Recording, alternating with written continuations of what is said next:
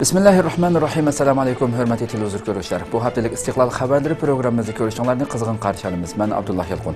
Hörmətli televizor görüşlər, aldıqlarımız diqqətinizə bu hafta huzuruna sunmaqçı bolğan xəbərlərimizin əsası məzmununu tanışdırırıq. Diqqətinizdə Xitay təcavüzçülərinin Korulda İslami kiyim giyganlarını tutqun qıldığanlığını elan qılıb uqtırış qılğanlığı haqida xəbərimiz. Şundaqla Türk sayahat öməkinin Ürümçiga kirgizilməyənligi Türkiyədə qattiq g'ulg'ula qo'zg'algan haqida xəbərimiz oldu. Şundaqla Türkiyədə 65-ci növbətlik hökumət rəsmi quruldu. Bu vaqtki xəbərimiz şundaqla İslam Dünyası Ammavi Təşkilatları yığınının 21-ci növbətlik yığını Malayziyada elib verildi. Bu yığınğa Türkiyədə fəaliyyət edib veriyotgan Şərq Türkistan Maarif və Həmkarlıq Cəmiyyəti rəisi Hidayətullah Oğuzxan Uyğurlar vəkalətindən qatnaşdı. Bu və bunun da başqa xəbərlərimiz diqqətinizdə oldu. Diqqətinizlər ekranımızda olsun.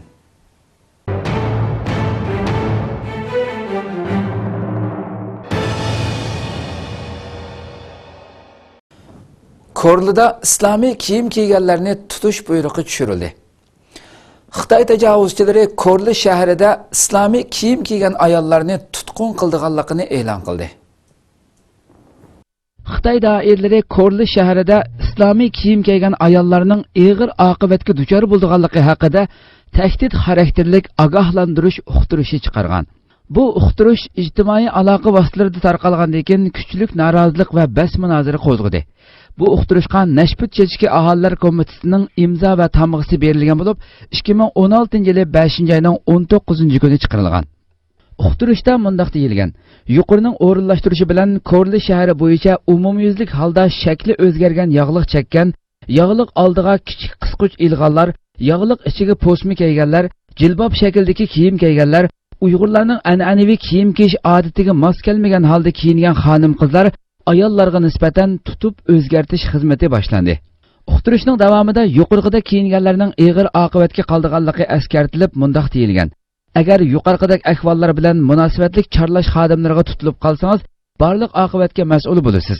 Bu qatimgi xizmatning oqibati og'ir bo'lib, tutib olingan aholilarga jarimani qo'yish, kimligiga chekit qo'yib, nuqtaliq boshqarish obyekti qilish, o'zgartish faoliyatiga qatnashtirish qatorliq jazo tadbirlari qo'llanildi. Aniqki bu uqtirishda islomiy kiyim-kechaklarga ochiq oshkora jang e'lon qilinib, tahdid selingan. Qiziq yeri uqtirishda tilga elingan Uyg'urlarning an'anaviy kiyim kiyish odati degan so'zlar bo'lib, islomiy kiyim kiyish Uyg'ur an'anasiga xilof, aksicha shariatga xilof holda yerim yalang'och kiyinishni an'anaviy kiyim deb burmalab tushuntirilgan. Xitoy bir tarafdan islomga jang e'lon qilsa, yana bir tarafdan islomiy qimmat qarashi va Uyg'ur an'analarini burmalagan. Xitoy bundan burunmi islomiy kiyim-kechaklarni kamsitadigan, cheklaydigan har xil belgilama va ta'tir tashviqotlarni elib bormoqda edi. Türk sayohat ömeki Ürümçiga kirgizilmedi. Xitoy doiralari pensiyaga chiqqan ilmiy xodimlardan tashkillangan Türk sayohat ömekini Ürümçi aerodromida tutib qilib, Ürümçiga kirgizmadi. Xitoyning bu qilmishi Türk matbuotlarida qattiq ayıblendi. Türkiye Akşam To'rining 23-may xabar qilishicha, o'tgan juma kuni bir sayohat shirkati tarafidan uyushtirilgan Xitoy sayohatiga qitilgan 15 kishilik bir Türk sayohat o'maki Ürümçi tamojnasidan kirgizilmagan. Bu o'mak saqchilar tarafidan necha soat tutib turilgan. Ular yeşil pasportluq va vizaga ehtiyoji yo'q turuqliq Ürümçiga kirgizilmagan. Orqadan Qozog'istonning Almuta shahri orqali Turkiyaga qaytarilgan. Demelishga chiqqan akademiklar va davlat ma'murlaridan tashkil topgan bu o'mak Istanbul Atatürk aerodromiga yetib kelgandan keyin muxbirlarga duch kelgan ahvollarni aytib bergan. Sayohat o'makidagilar munolarni aytgan. Tamojni rasmiyati bajarish navbati bizga kelganda hech qanday sabab ko'rsatilmasdan 1 soat saqlatildik. Bu jarayonda bizga tamoq tayyorlayotganliklarini aytdi. Bizga polo tarqatib berdi. Tamoqimizni yegandan keyin turk o'joqlari bilan munosabatimiz borligini bildirib, bizni kayniga qaytirib etadiganliklarini uqtirdi. 10 soat kutish uyda turdik. Hojatxonaga borgan cheg'imizdimi bir Xitoy saqchisi kaynimizdan agishib yurdi. Xitoy saqchilari bizga nihoyat qo'pol muomala qildi. Bizga qilingan bu muomalalar Turkiyaga qilingan haqoratdir. Biz buni qattiq ayiblaymiz va hargizmi qabul qilmaymiz. Türk ocaklarida vazifa o'taganligini bildirgan Osman Oktay ismli kishi, meningcha u yerda ismlarimiz bor ekan. Lekin buni Türk ocaklari tashkillamagan. Türk ocaklari 1911-1912 yillardan beri Türk dunyosiga ko'ngil bo'lib keldi. u yerda yashagan insonlarning dardlariga ko'ngil bildigan bir organdir. Hech bir yerda bunday muomalaga uchirmagan edik. Xitoy saqchilarining muomalasini Turkiyaga qilingan haqorat deb qarayman degan. Türk ocakları Xitoyni ayıplab bayonot e'lon qildi. Türk ocakları baş shtabi Xitoyning Türk sayohat o'mikini Urumchiga kirgizmaganligini ayıplab bayonot e'lon qildi. Aralarda Türk ocaklarda vazifa o'tayotgan kishilar bo'lgan bir Türk sayohat o'mikining Urumchi aerodromida tamojindan kirgizilmasligi Turkiyada zo'r g'ulg'ul qo'zg'adi. Türk ocaklari baş shtabi bu haqda bayonot e'lon qildi. Bayonot mazmuni tovandikicha. Aralarda Türk ocaklari markazining nazoratchilik organining boshlig'i Osman Oktaymi bar bo'lgan tamamen yeşil pasportlik 15 kishilik bir o'mak 2016 yılı 20 may kechida Xitoy Xinjiang Uyg'ur Abtonom rayoni deb at qo'ygan Sharq Turkiston uchun planlangan sayohat doirasida Urumchi aeroportiga yetib boradi. Pasport kontroli asnosida kirish tamg'isi besilmasdan bir chetda o'ltirg'izib qo'yilgan o'makning atrofini askarlar qorishib oladi. Hatto hojatxonaga berib kelishigami askarlarning nazorati ostida ruxsat berildi. O'makka rahbarlik qilgan kishi orqama-orqa savol so'roq qilindi. Hech bir sabab ko'rsatilmasdan davlatga qabul qilinmaydiganligi, kelgan aeroplan bilan orqaga qaytarildiganligi va bu aeroplan 4 kun keyin keldiganligi sababli bu jarayonda mehmonxonada saqlab sirtqi chiqarilmaydiganligi aytildi. Tashqi ishlar ministrligimiz ahvoldan xabardor qilinib, sababini surishti qilib turib olishi bilan aeroport saqchi boshlig'i o'mak rahbari Aydindan siz Türk ocaklari a'zosimi? Bu o'makning Türk ocaklari bilan munosabati bormi degan mazmunda savol so'raydi. Boshqalar bilan birlikda o'zigami ijozat berilmaydiganligi aytildi. Dastlabda kelgan aeroplan bilan Qirg'iziston yoki Qozog'iston orqali Turkiyaga qaytishi kerakligi keskin shaklda uqtirildi. Buning bilan askarlar chambaraki ostida uchish bo'limiga elib berildi va qattiq tekshirishlardan keyin chegirdan chiqarilib Olmutog'i yo'lga selindi. Turkiyadagi eng uzun tarixga ega bo'lgan ommaviy tashkilotlarning biri bo'lish sifatimiz bilan Türk vatandaşlarına qilingan bu muamelini kuchlik ayıplaymiz.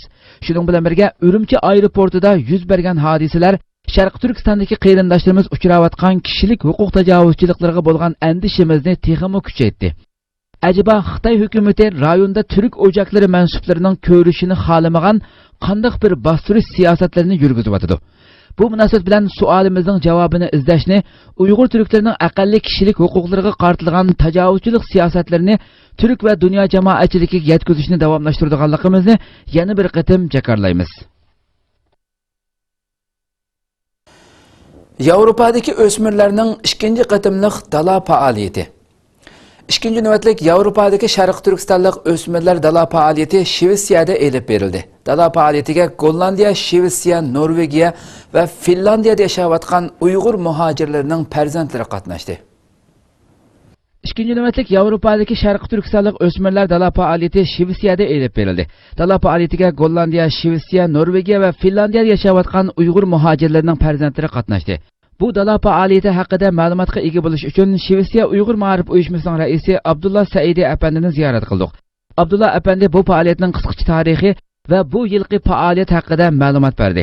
Uyg'ur ko'chmanlari Yevropadagi har qaysi davlatlarda tarqoq yashaydi. Har qaysi davlatlarning ichidagi Uyg'urlarmi shu davlatlarningki o'xshamagan viloyat, o'xshamagan o'lka, o'xshamagan shaharlarda tarqoq yashaydi.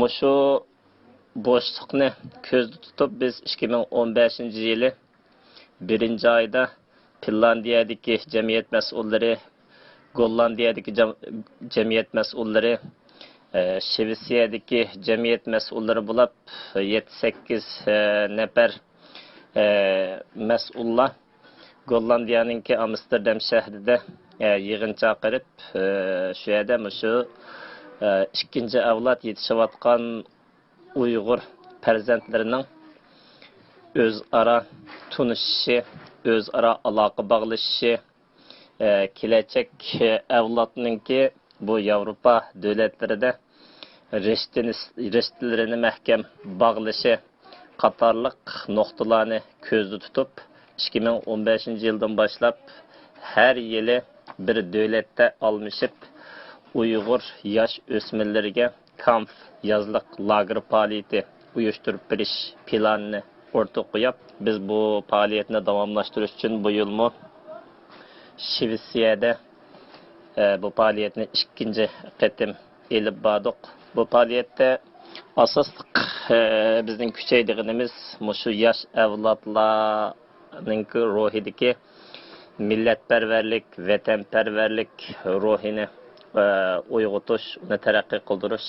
Ikkinchisi Yevropa davlatlarida yashayotgan bu shu yosh avlodlarning mushu Uyg'ur islom madaniyati bilan Yevropa madaniyati oralig'ida kelib chiqadigan madaniyat to'qinishini to'g'ri hal qilishni bolalarga o'rgatish, mundaqcha aytganda mushu muhojirat hayoti da duch kelayotgan qiyinchiliklarni qandoq hal qilish to'g'risida o'zimizning beshidan o'tgan va bu Yevropaga bizdan ilgari yerlashib mushu masalalarni hal qilgan boshqa millatlarning tajribasidan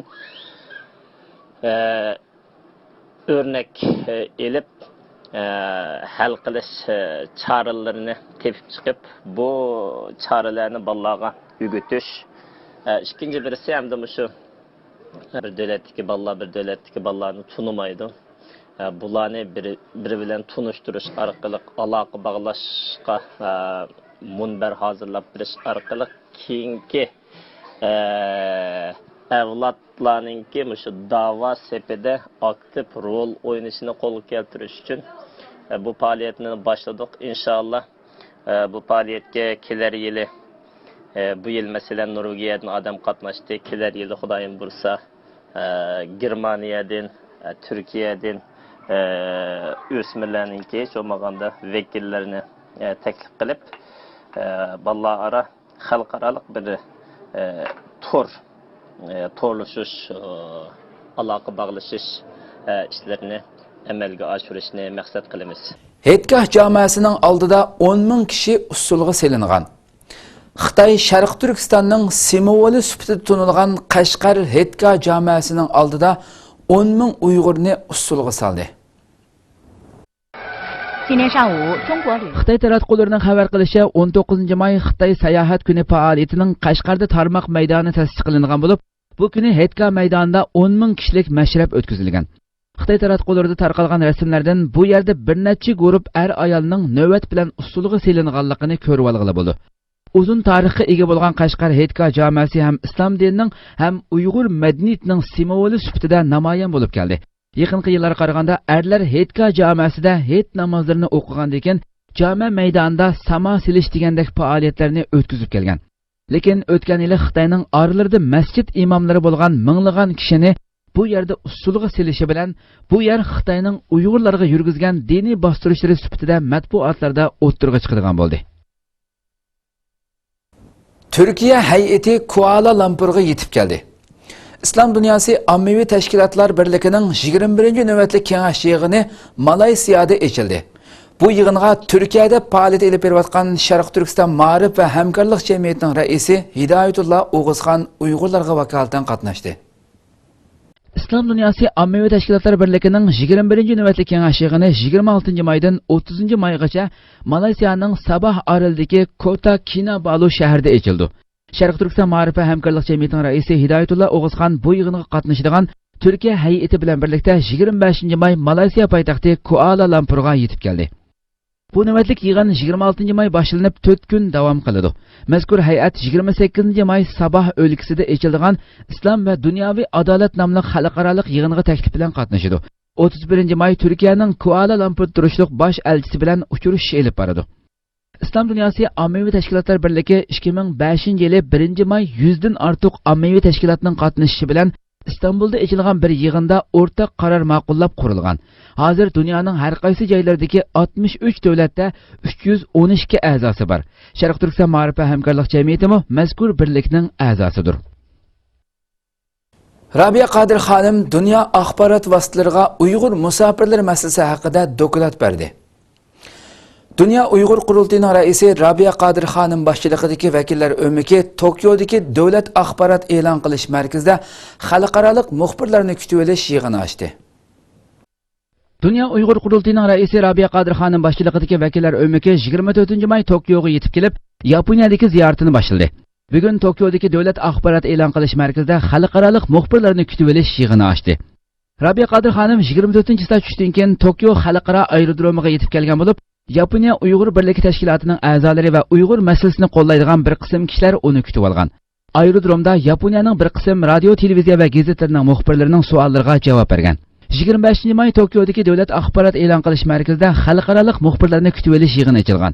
Yig'in 1,5 soatlik davomlashgan bo'lib, Rabia Qadir Xanım Sharq Turkiston vaziyati va Uyg'ur musofirlari haqida doklad bergan. Orqadan muxbirlarning savollariga javob bergan. Bu yig'inga CNN, BBC, AFP, Al Jazeera, Reuters qatorliq xalqaro agentliklarning 50 dan ortiq muxbiri qatnashgan. Eginlashcha Rabia Qadir Xanım boshchiligidagi vakillar o'makining Yaponiyada doklad so'zlash faoliyatini Yaponiya Uyg'ur birligi tashkiloti tashkillagan bo'lib, faoliyatga Yaponiyadagi nufuzli ommaviy tashkilotlardan Yaponiya qurultiyi, Kuritaki Asiya munbiri qatorliq tashkilotlarmo hamkorlashgan. Dünya Uyg'ur Qurultiyi muavin raislaridan Seytum Turkmo muxbirlarni kutib olish yig'iniga qatnashgan. Xitoyning depiga usul o'ynagan turk hay'at.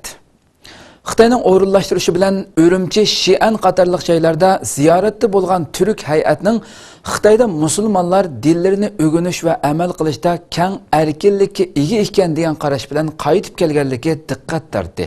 Ularning ichida hatto Xitoyning Sharq Turkistondagi besim siyosatlari haqida qalam tavratgan kishilarmi bor. Türk akademiklar, jurnalistlar va tadqiqotchilardan tashkil topgan bir hay'at Urumchi, Xi'an qatorliq joylarda ziyoratga o'rinlashtirilgan.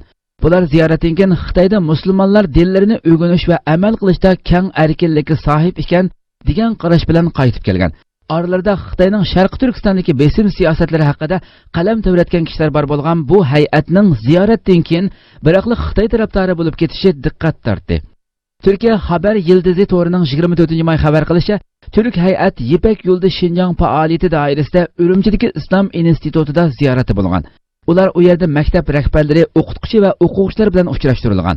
Bu hay'atning tarkibida xalqaro strategik tadqiqot organining muavin boshlig'i Selçuk Cho'laq o'g'limi bor bo'lib, u bu haqda butun din mansublarining dinlarini o'rganish va yashash jihatda erkinligi borligini ko'rdik degan. Selçuk Cho'laq o'g'li Uyg'urlarga uncha yot bo'lmagan bir ism. U bundan burun Xitoy-Turkiya munosabatlari va Uyg'urlar haqida bir qator maqolalarni yozgan. Ba'zi maqolalari hatto Uyg'urchaga tarjima qilingan. Turkiyadagi Ko'k bayroq to'rida Selçuk Cho'laq o'g'lining 2009-yildagi 5-iyul voqeasidan keyin yozgan Xitoyning Xinjiang, ya'ni Sharq Turkiston siyosiy nomli bir maqolasi bor. U maqolada Xitoyning Sharq Turkiston siyosida saqlanayotgan masalalarni Uyg'urcha maktablarning taqilishi, din va ibodat erkinligining cheklanishi, turk islom asarlarining buzg'unchilikqa uchrashi, iqtisodiy kamsitishdan iborat 4 asosli nuqtaga yig'inchoqlagan. Oxirida bo'lsa Urumchida bosh konsulxona ichish qatorliq 9 turlik taklif bergan. Halbuki bu kishi Xitoy tayyorlab qo'ygan saxta ko'rinishlarni ko'rib kelibla Sharq Turkiston haqida qalaymaqon so'zlashga boshlagan. Bu kishilarning so'zlari texi necha kun burun Urumchiga kirgizilmasdan Turkiyaga qaytarilgan turk sayohat o'mikining ahvoli bilan ro'shan selishtirma hosil qildi. Uyg'ur kuzatuvchilarining bildirishicha, Xitoyning musulmon davlatlaridagi diniy olimlar, tadqiqotchilar va jurnalistlarni bundoq ziyoratlarga o'rinlashtirishi tunji qitimliq ish emas ekan. Xitoy bu xil siyosatni necha 10 yillardan buyon davomlashtirib kelgan bo'lib, Turkiyada qisman kishilar Xitoyga aldanib, Sharq Turkistondagi zulmlarni inkor qilsa-mu, lekin turk jamoatchiligi umumiy holda Xitoyning Sharq Turkistondagi zulm siyosatlariga la'nat o'qib kelgan. Hurmatli televizor ko'ruvchilar, biz bu haqda Turkiya Hacettepe Üniversitesi Tarix Fakültesi o'qituvchisi, shunaqla strategiya mutaxassisi doktor Erkin Akram bilan suhbat olib boramiz. O'zi hozir Anqarada telefonimizda. Assalomu alaykum. Aleyküm ve selam. Doktor Alban ziyoratimizni qabul qilganligingiz uchun ko'p rahmat aytamiz. Men rahmat aytaman. Rahmat. Doktor, bugungi suhbatimizning birinchi mavzusini shundan boshlasak, hamda hammamizga ma'lum, Turkiyada pat-pat Uyg'urlarning, Sharq Turkistondagi Xitoy besimlarining qanday bo'layotganligi axborotlarda oshkorlanib turayotgan bir paytlarda va hatto bir qancha kun burun shu bir turk o'joqlarining mansublari bo'lgan bir qancha Türklerning Urumchiga kirgizilmay qaytirib o'tilib, buning bir g'ulg'ul bo'layotgan bir paytda, ya'ni turk akademiklar, jurnalistlar, tadqiqotchilarning tarkib topgan yana bir hay'at, ya'ni Xitoyning o'rinlashtirishi bilan elib berilgan bu Urumchi Xi'an ziyoratidan keyin Xitoyda mayli Tunganlar bo'lsin, mayli Uyg'urlar bo'lsin, o'zining dinini yashash va xalagancha erkinlik barkan degan bu sözlerini dep kilişi bununla kana qarasatda ki bularning ichidan 2009 yılı 5. yıl vakasida mesela şu sizning mutunuydiganligingizni anladım. Bu stratejiya xalqaro strategik tadqiqot organining muavin boshlig'i Selçuk Çolak oğlumu barkan bu adam 2009 yılı 5. yılda Uyg'urlar haqida Xitoyning Sharq Turkiston siyosati haqida maqola yozgan mushundaq bir akademik mushundaq kishilarning hamda Xitoyning o'rinlashtirgan bir sayahati Xitoy o'zi o'rinlashtirgan o'zi bular erkin barmadi u yerga Xitoy o'rinlashtirib qo'ldan yetlab apirib kelib bir yerlarni ko'sib kelgandan keyin bundaq ishtiklik bilan axborotlarda bu Uyg'urlar hammasi bir yerda erkin yashayapti degandek bundaq so'zlarni qilishi sizcha bu nimani tushundirdi? Mushaqli fikringizni baqsam. Xitoy hükümeti 20 yıldan beri özünün xalqan veya moyum kögen adamlarını şu Xitoyga davet kılıp ularning yol pullarını төлep, yegizip işkizip kögüzüp ondan keyin Türkiye'ye qaytırıp etken. Bular kelip hem de Türkiye'de bazıları yazdı. Xitoy nayti, İsil nayti, yaxşı nayti, taraqi olup ketdi, binalar nayti, igiz olup ketdi. Başka yerdimi yok degandek narsalarni yazdı. Ama 20 yıldan beri Xitoyning ki bu tırışçanlığının bir neticesini köklamadı. Yani Türkiye'de hazırgacha halk bulup cemiyette Xitoyga bir hayranlık tuyduğan mında bir ahval mı yaratılmadı. Hoş. Şununla Xitoy hazırma şu ilmi adamlarını, strateji mutahassislerini bulup Xitoy hakkında tadqiqat qilayotganlarını çağırıp bu yerde mi degizip ondan keyin Xitoy hakkında bu manfiy ahvol emas da musbat tarafdan yezishni rica kıldı yani. Ama bazıları kelip yazdı, bazıları kelmeydi. Siz hazırda ötken bu Selçuk Çolakoğlu bu kıtımı berip Xitoyda da bir dini bisim yok, Uyg'urlar nayti yaxshi yaşavadı degan gaplar bence aşağıdaki Xitoylarninki ta'siriga uçurdu deb o'ylayman. Bu akademik degan adamlar, yani bu alim degan adamlar cho'qim şu akademik ahlaki degan bir narsa bo'lishi lazım. Yani rastni rast deydigan, yag'anni yag'an deydigan. Shunga bu akademiklar jamiyatninki oldi saptiki adam bo'la oladi. Agarda siyosetninki aksi kirib, agarda ashuna bo'lib ketsa, u vaqtida buningki akademik ahlaki bozulgan bo'ladi. Bunday adamlar Türkiye'de bor, yo'q emas. Ama Xitoyning tirishsimi bunday bir netice alamaganlığını ben evvelde öttüm 20 yıldan beri bunu göremedik. Hem de Xitoyninki davet kılıvatkan bu Xitoy mutahassislarınki hemmisi Xitoyca bilmeydi. Xitoyca bilmegenken Xitoyninki menbesinden faydalanamaydı. Şununla şu nima material bergen bolsa şunu okuydu. Ya da İngilizce'de nim yazgan bolsa şunu okuydu. Şunga bularninki köz qaraşma aşı təmin qıb bergen, tip bergen materialıyla bağlı. Xitoyninki içki ve taşkı ve şundaqla bu rayon karakterlik siyaseti olsun ve aslanlık milletlerine bo'lgan siyaseti olsun bu cette tepsili bir narsalarni bilib ketameydi. Hem de bu bilmegenlikten töpeylime bir xil hata sözleydigan ahvallarma buludu hem de. Ama yanı bir cetten misalga Türkiye'de milletçi bo'lganlar ya da şu Uygur meselesiga ko'ngil bölgenlerini mi kirgizmay o'tadi. Ebeysiz misallarını berdiniz. Hem de bularning hamisi Türk ocaklık deydi. Bazıları Türk ocaklık emas hem de. Üniversitede pensiyaga chiqqan profesörler bular. Ama bularni hem de şu Uygur meselesini vurumlab yazıdı deb Xitoy avu ensireshdan töpeyli bularni şu chegaradan haydab etken gap hamda. Bu xalqaroninki bu diplomasiya chetdagi kelishimlarga xilop bir mesele bu. Ama yakınki zamanda hamda Türkiye-Xitoy munosabati şu yeni İpek yoludan töpeyli munosabatlar yaqinlashyapti.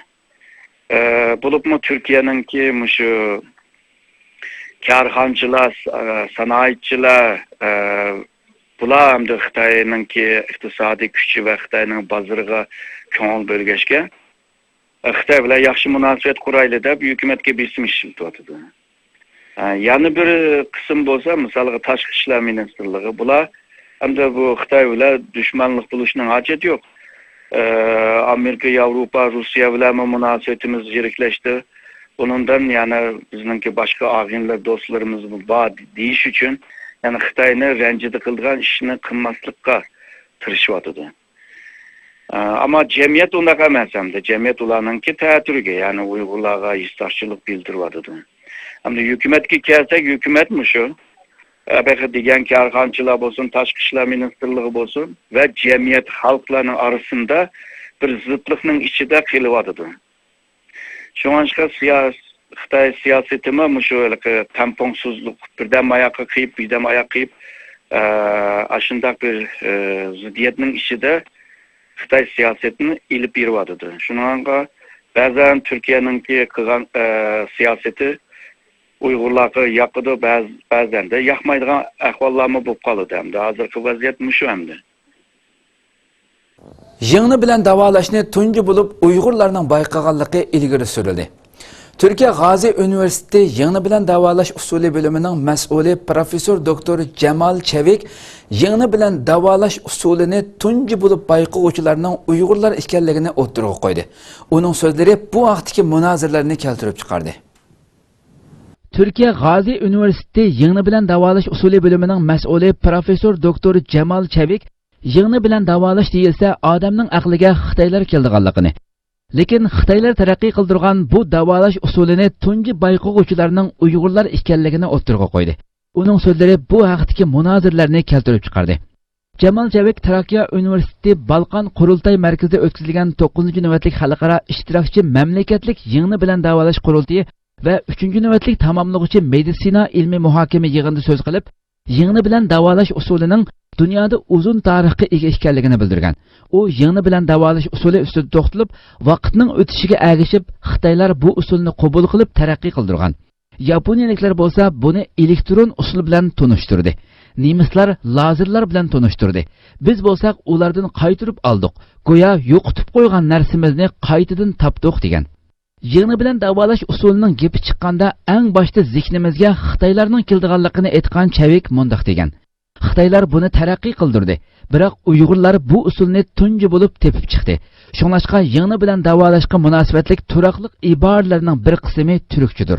Çevik yana Turkiyada yığını bilen davalash sohasining bargancha kengayotganligini bildirgan. Uning so'zlari ijtimoiy taraqqularda tarqalgandan keyin munozara qo'zg'adi. Ne'matulloh Rashidi ismli kishining Facebookda qoldirgan inkosi aytilishicha, u 2004-yili Avstraliyaning Sidney shahrida chaqirilgan bir yig'inda yığını bilen davalash Uyg'urlardan kelib chiqqan nomli maqolasini o'qigan. Türkiye'de yeni hükümet kuruldu. Türkiye Devlet Reisi Recep Tayyip Erdoğan, Adalet ve Teraqqiyat Partisi'nin yeni reisi Binali Yıldırım'a Türkiye'nin 65. nöbetlik hükümetini kuruş vazifesini verdi. 24 May Binali Yıldırım yeni hükümetin kurulganlığını e'lon qildi ve kabin tizimlikini aşkarladı. Türkiye Cumhuriyeti Başministeri Ahmet Davutoğlu Devlet Reisi Recep Tayyip Erdoğan'a istifanamesini sundu. Erdoğan Adalet ve Teraqqiyat Partisi'nin yeni reisi Binali Yıldırım'a hükümet kuruş vazifesini verdi. 22 May Adalet ve Teraqqiyat Partisi 2. nöbetlik kurultayını çağırdı. Kurultayda partiya reisi Ahmet Davutoğlu istifa berip, o'rniga Binali Yıldırım reislikka saylandı. Kurultaydan keyin Davutoğlu Cumhur reislik sarayıga berip istifanamesini sundu. Arkadan Erdoğan Binali Yıldırım'a Türkiye'nin 65. nöbetlik hükümetini kuruş vazifesini verdi. 24 May Binali Yıldırım yeni hükümetin kurulganlığını e'lon qildi ve kabin tizimligini oshkorladi. Yeni hükümetning Uyg'ur siyosatida qanday o'zgarishlarning bo'lganligi Uyg'urlarni qiziqtiradigan nuqtalarning biri bo'ldi. Binali Yıldırım vazifa topshirib olish nutqida ojiz va mazlumlarga davomli ega chiqadiganligini bildirdi ve yo'limiz Erdo'g'anning yo'ldir deb ta'kidladi. Uyg'ur kuzatuvchilarining qarashicha yeni hükümetning Uyg'urlarga qaratgan siyosatida burunqidan ko'p o'zgarish bo'lmaydi ekan. Dünya İnsanperverlik Yığını İstanbul'da açıldı. Türkiye Cumhuriyeti tunji qitim uyushtirgan Dünya İnsanperverlik Ali Derecelikler Yığını İstanbul'da açıldı. 2 gün davamlaşkan yığınga Birleşken Milletler Teşkilatı Baş Katibi Ban Ki-moon, Germaniya Baş Ministri Angela Merkel bilen birlikte 60'ga yakın devlet rehberi, ammevi teşkilat vekilleri, ilmi sahadakiler ve halkara organlar katnaştı. 2 gün davamlaşkan bu yığınga Birleşken Milletler Teşkilatı Baş Katibi Ban Ki-moon bilen birlikte 60'ga yakın devlet rehberi, ammevi teşkilat vekilleri, ilmi sahadakiler ve halkaralık organlar katnaşkan. Yığınga sahipxonlik qilgan Türkiye Cumhuriyetining raisi Recep Tayyip Erdoğan echilish nutqida musofirlar uchun yordam chaqiriqi qilgan. O yangi yordam berish organi qurib, musofirlarning yukini bo'lishni o'ttirg'a qo'ygan. Birleşken Milletler Teşkilatı musofirlar ishlari bo'yicha muavin bosh katibi İstanbulda chaqirilgan bu yig'inning tarixdan buyangi tunji qitimliq ish ekanligini bildirgan. Bu qitimqi yig'in xalqarалық axborotlarda keng xabar qilib tarqatildi. BBC to'rida bu qitimqi yig'inning orqa ko'rinishi haqida mundaq ma'lumotlar berildi. İnsanperverlik yordamiga ehtiyojli odam soni 2 dunyo urushidan buyon eng ko'p bo'lib 125 million kishiga yetgan. Yer sharida uy makonidan ayrilgan musofirlar soni 60 million. Navbatda 20 milliard Amerika dollari yordam mablag'iga ehtiyoj bor. Yig'inga qatnashgan 60'ga yaqin davlat rahbari ichida Germaniya Bosh ministri Angela Merkel va Birleşken Milletler Teşkilatı Baş Katibi Ban Ki-moon bor. Xitoy taratqullari Amerikaning Xitoyga qarshi Vyetnamni yeniga tortib atganligini tilga oldi. Amerika Vyetnamga qaratgan qoral embargosini amaldan qoldirdi va milliard dollarlik savdo kelishimi imzolandi. Amerika prezidenti Barack Obama'nın Vyetnamga qilgan 3 kunlik ziyarati kuchli diqqat tortdi. Amerika Vyetnamga qaratilgan 40 yillik qoral embargosini amaldan qoldirdi va milliard dollarlik savdo to'xtami imzoladi. Xitoy taratqullari Obamani Xitoyga qarshi ittifoqdosh tortib atadi deb inkos qaytardi. Obama Vyetnam ziyaratining tunji kuni Amerikaning Vyetnamga qarata yurgizilayotgan qoral setib berishni man'iy qilish embargosini amaldan qoldirganligini e'lon qildi.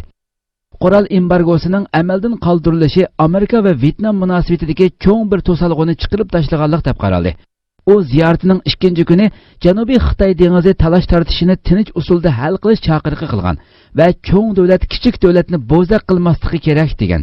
Bu Xitoy taratqularida norozilik inkosi paydo qildi. Xitoyning yer shari vaqt kelsa e'lon qilingan maqolada Amerika amaliyotda yeniga Xitoyga qarshi ittifoqdosh tortishni o'ylaydi va Janubiy Xitoy dengizi vaziyatini yanada qalaymaqonlashtirdi deyilgan. Senatorning harbiy ishlar sahifasidami analiz maqolasi e'lon qilinib, atrofdagi davlatlarning Amerikaning jang harvisiga chiqayotganligi ilgari surilgan. Vyetnam Avasiya shirkati Amerikaning Boeing shirkatidan 100 dona Boeing aeroplani setib olish to'xtami tuzgan bo'lib, umumiy qiymati 11 milliarddan oshadi ekan. İki shirkat dushanba kuni to'xtam imzolagan. Vyetnamda ziyorati bo'layotgan Amerika prezidenti Barack Obama va Vyetnam davlat raisi to'xtam imzolash murosimiga qatnashgan. Vyetnam shirkati yana qiymati 3 milliard dollar bo'lgan motor setib olish to'xtami imzolagan. Shuning bilan birga seshanba kuni Amerika bilan Vyetnam Amerika tinchlik atritining Vyetnamning Hanoy va Ho Chi Minh shaharlarida inglizcha tarbiyalash qanot yaydirishiga yo'l qo'yilgan bir turli kelishim imzolagan. Amerika kelar yildan boshlab Vyetnamga 20 atrofida tinchlik atriti fidoilari avatadigan. 1975-yili Vyetnam urushi oxirlashgandan keyin Amerika Vyetnamga qirg'uvchi qurol setib berishni to'xtatgan. 1984-yili Amerika hukumatı rasmiy holda Vyetnamga qurol embargosi yurgizgan. Tahlil qilinishicha bu Amerikaning Osiyo Tinch okeanga qaytish strategiyasiga mos kelgan. Janubiy Xitoy dengizida Amerika va Xitoy orasidagi surkilishning davomlashishi bilan Amerikada Vyetnamga bo'lgan qurol embargosini amaldan qoldirishga bo'lgan moyillik kuchaygan. Afg'oniston talibanlari yangi rahbarini saylab chiqdi. Afg'oniston talibanlarining rahbari Molla Axtar Mansur Amerikaning bombardimonida hayotidan ayrilgandan keyin Taliban chorshanba kuni yangi rahbarini e'lon qildi. Afg'oniston talibanlarining rahbari Molla Axtar Mansurning Amerikaning bombardimonida hayotidan ayrilganligi o'tirg'a chiqqan edi. Chorshanba kuni Taliban o'zining yangi rahbarini e'lon qildi. Shanba kuni Amerika armiyasi bir qatimliq uchquchisiz aeroplan hujumida Afg'oniston talibanlarining rahbari Muhammad Mansurni o'ldirganligini e'lon qilgan edi. Amerika prezidenti Barack Obama dushanba kuni bayonot e'lon qilib, Mansurning o'ldirilganligi haqida to'xtalgan. Obama Mansurning tashkilotining izchil Amerika va uning ittifoqdoshlariga qarata hujum planlaganligi va yurgizib kelayotganligini tilga olgan. U yana Mansurning Afg'oniston hukumatining tinchlik suhbatiga qarshi turib kelganligini bildirgan. Afg'oniston istixborot organi yakshanba kuni Mansurning Pokistondagi Afg'oniston chegarasiga yaqin bo'lgan bir o'rinda havo hujumida o'lganligini dalillagan. Permida ziyorati bo'layotgan Amerika tashqi ishlar ministri Jon Kerri Mansurning tinchlik suhbatiga bevosita qarshi turganligini tilga olgan. Talibanning bayonotida Molla Mansurning o'limi jazmlashtirilgan va uning o'rniga Mavlavi Haybatulloh Axundzodining tayinlanganligi bildirilgan. Bayonotda aytilishicha, Shura yig'ini orqali Axundzoda Talibanning yangi rahbari bo'lib tayinlangan. Barliq Shura a'zolari uningga bay'at bergan. Molla Umarning o'g'li Yaqub va Haqqoni Axundzodining muavinlari bo'lgan. Bu vaqtdagi xabarlardan ma'lum bo'lishicha, Axundzoda hozirgacha Talibanning shar'iy hukmlariga mas'ul bo'lib kelgan ekan. Hurmatli televizor ko'ruvchilar, shuna qilib bu haftalik istiqlol xabarlari programmamiz bu yerda oxirlashdi. Kelar qatimgi programmamizni ko'rishgacha sizlarni janobiy Alloh topshiramiz. Program oxirida ekran orqasidagi barliq xizmatdoshlarimga ko'pdan ko'p rahmat aytaman. Assalomu alaykum va rahmatullohi taala va barakatuh.